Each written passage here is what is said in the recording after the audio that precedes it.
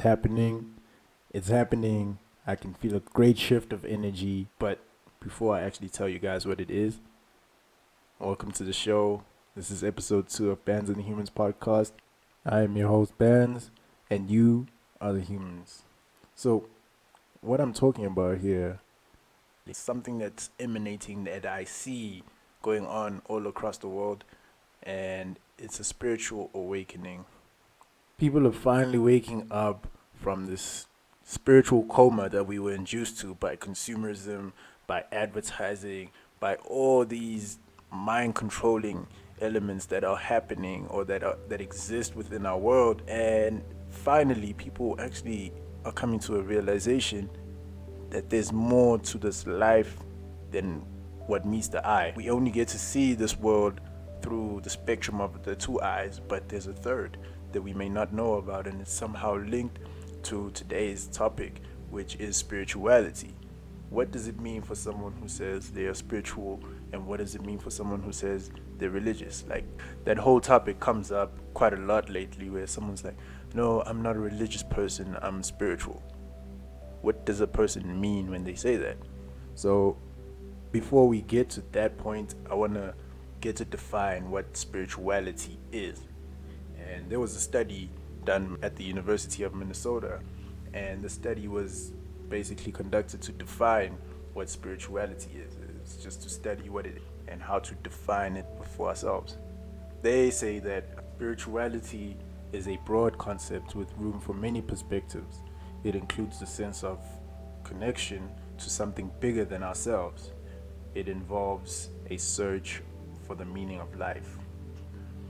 What they're trying to say basically is that we have a connection higher than this domain or this plane that we exist in. And with spirituality, it's us trying to resonate with whatever it is that is above us or external to ourselves. But then when you look at spirituality and you know more about spirituality, it's not something that is external to ourselves, but is actually internal. It's an inner guide, it's an inner spirit that exists within ourselves, and spirituality helps to guide you towards that. So it's a journey within, and that's what spirituality is. So when they talk about the search for the meaning of life, that in itself is a whole different topic or a whole different paradigm, where you find that it's a futile pursuit. It's like the pursuit of happiness. It's something that you'll forever be chasing because you can never truly come to it. Life in itself is a journey. It's not something that you reach and be like, yes, this is life.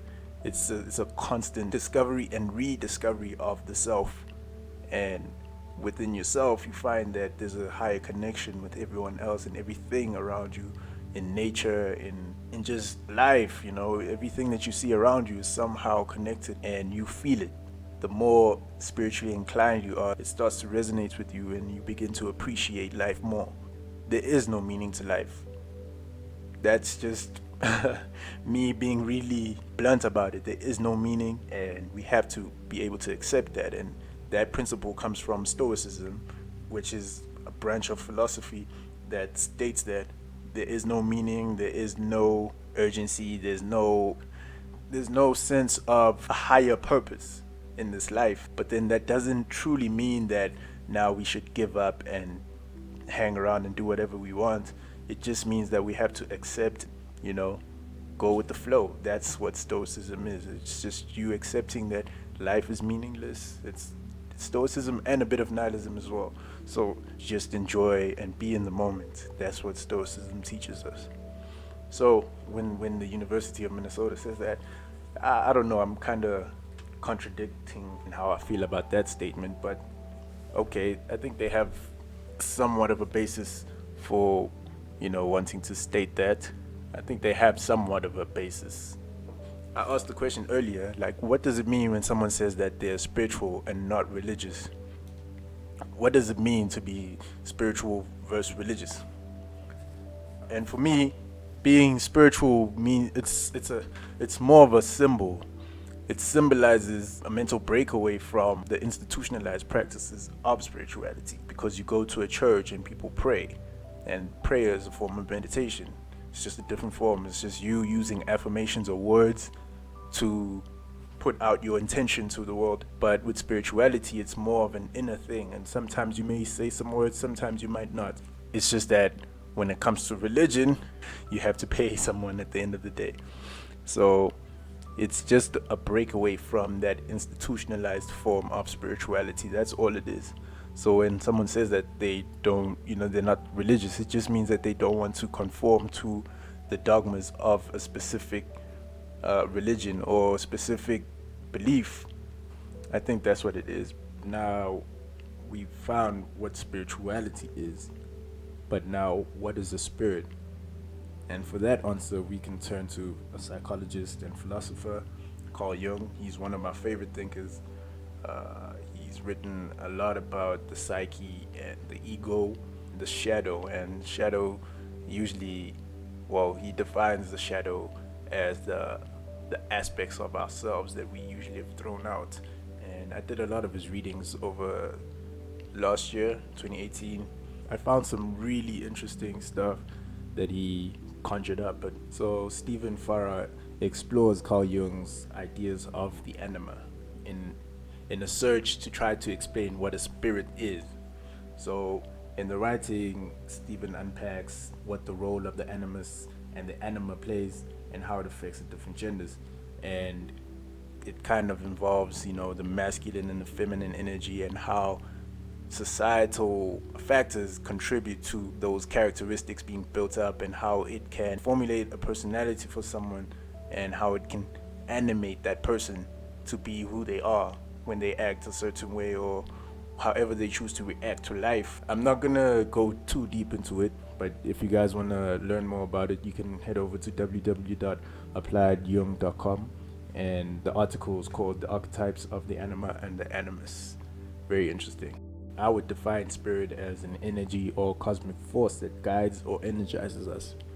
And that's something that I've come to revelation to based on the research that I've done and cosmic intuition, really, because you won't find every bit of knowledge that you're looking for in books as well. You have to meditate, you have to intercept the ether. For me, that's what a spirit is, as opposed to a soul.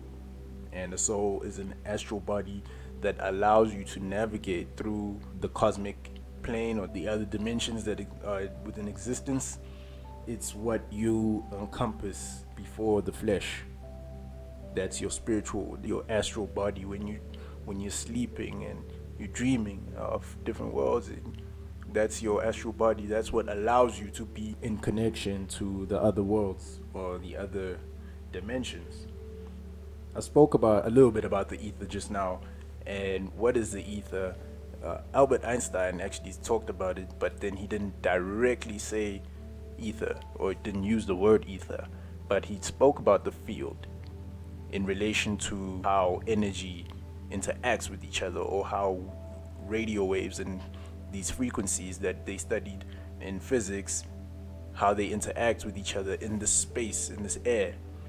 And interestingly enough, another character who also referred to the ether and quite directly was Nikola Tesla, one of the pioneers of electricity, free energy, and all these resonant sciences that he explored. And this guy was doing some otherworldly type of stuff and was unfortunately mitigated because of how advanced or how detrimental his technology could have been to the consumerist world that was being built at the time. He was a bit limited in terms of how far he could push. And he also referred to the ether. I might be butchering this a little bit, but he said in order to understand the universe, you have to understand it from the point of vibrations and energy. And with that, he kind of set a foundation for, if you're looking to gain a bit of perspective or a bit of understanding about how the universe functions, you have to see it from the point of vibrations and energy. We're in a matrix of some sorts. A matrix is a conductor of energy. Like any institution, your energy is being conducted in a certain way. It's being directed, purposely directed towards a certain I don't know, a certain goal or force or energy or whatever you want to say, but it's being directed. This idea of vibrations kind of comes through or resonates when you think about musical vibrations as well. When you hear a song for the very first time and you just fall in love with it. Why? Because it speaks to your soul. It resonates with your energy. It resonates with where your thoughts are and where you are as a person.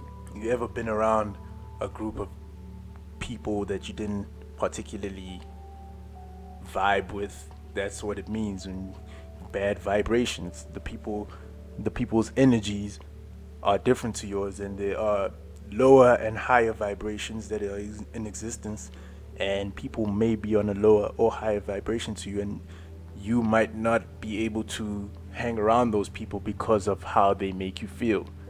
We sort of feel a lot more energy, and we absorb a lot more energy from people and the places that we're around. And it also happens when you're in a place where you don't feel safe or you don't feel comfortable.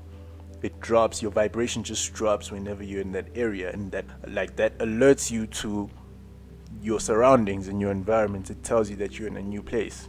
So we know that in order for you to understand life or the universe and how it works, is that everything, like literally everything, has a vibratory frequency or vibratory rate that it has. So we look at crystals as well. Crystals are formations that are found underground that solidify based on the pressure that they are subjected to underground. Pressure, heat, and all sorts of things. But those are all vibration, and what manifests this beautiful, clear or sometimes foggy type of structure. You would know crystals. Crystals are very beautiful. I do partake in collecting some, and how crystals work is that they affect your vibration. So either they help or they change how you feel. Each crystal has a special property with it according to how you want it to work for you. That's the one that you pick. Cell phone towers conduct microwaves, and these microwaves can affect how people behave and how people feel. They've been known to cause depression, nausea, confusion in some people, just depending on how powerful or how close you are, your proximity to the cell phone towers. They do affect people. And with this 5G technology coming out as well, we still don't know, we're still not quite sure how it affects people. It's coming. 5G is coming. That's something else to look out for. On the topic of spirituality, we are led onto meditation.